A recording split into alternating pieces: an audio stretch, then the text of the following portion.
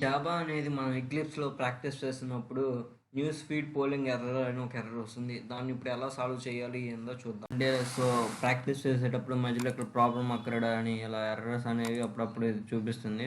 జనరల్‌గా ఓకే అంటాం. మళ్ళీ మన కోడ్ అనేది రాసుకుంటాము. ఆ తర్వాత మళ్ళీ చేస్తున్నప్పుడు మళ్ళీ వస్తుంది. దాన్ని పర్మనెంట్‌గా ఆపడానికి మీరేం చేస్తారంటే విండోస్ దగ్గర ప్రిఫరెన్సెస్ ఉంది కదా! దీన్ని క్లిక్ చేయండి. క్లిక్ చేసిన తర్వాత జనరల్‌లో ఒక సెట్టింగ్ ఉంటుంది. ఆ సెట్టింగ్ మనం అక్కడేందంటే డిజేబుల్ చేయడానికి ఆప్షన్ ఉంటుంది. ఇక్కడ జనరల్ ఉంది కదా! దీన్ని క్లిక్ చేయగానే ఇక్కడ మనకేందంటే న్యూస్ ఉంది. ఇక్కడ న్యూస్‌ని క్లిక్ చేయండి. ఇక్కడ మీకు ఎనేబుల్ ఆటోమేటిక్ న్యూస్ పోలింగ్ ఉంది కదా! సో, దీన్ని అన్‌చెక్ చేసేయండి. ఇక్కడ అప్లై ప్రెస్ చేయండి. అప్లై ప్రెస్ చేసిన తర్వాత అప్లై అండ్ క్లోజ్. ఆ యొక్క ఎర్రర్ అనేది ఇంక మనకేందంటే ఈ ఎక్లిప్స్‌లో అనేది డిస్‌ప్లే అవ్వదు. మీకు ఈ వీడియో నచ్చితే రెడ్ కలర్ సబ్స్క్రైబ్ బటన్ ఉంది కదా, దీన్ని క్లిక్ చేసి పక్కన ఉన్న బెల్ ఐకాన్ని క్లిక్ చేయండి.